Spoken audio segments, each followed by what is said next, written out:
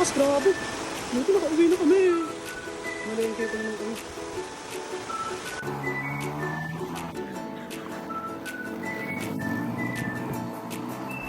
Ito yung mga ganap namin before bagyo yan ng bandang 4 PM. Yan, maaga kami namamalengke para sa stock namin sa silog.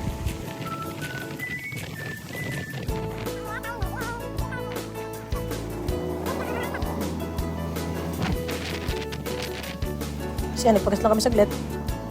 Tapos, direct na kami sa phase 1 para mamalengke.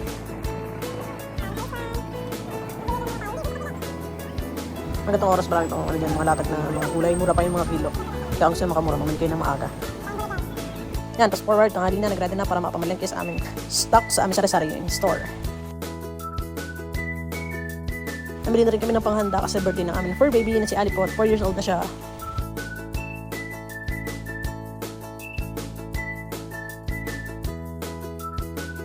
Yan, saktong-sakto. Pagdating namin sa bahay, nababa na namin yung stock. Sakto biglang bumuhos yung malakas na ulan. Thank you Lord, nakauwi muna kami bago bumaga ng ganito kalakas. Dito nakauwi na kami. Malengke pa naman kami. So ayun, pagkauwi namin, nagluto na kami ng pagkain para sa birthday ni Ali. Tapos ayan, nag-celebrate na kami. Happy birthday, Alipot!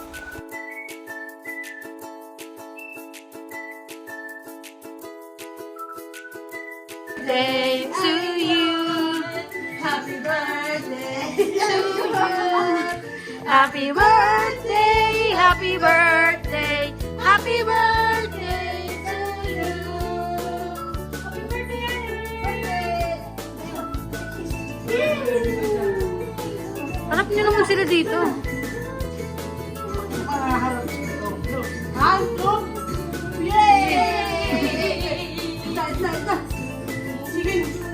Sige, hotdog. Bigay mo sa kanya hotdog. Bet.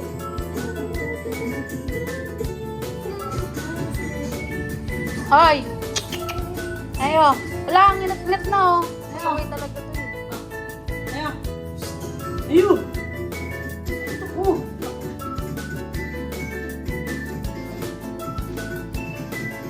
Bye guys! Next time ulit!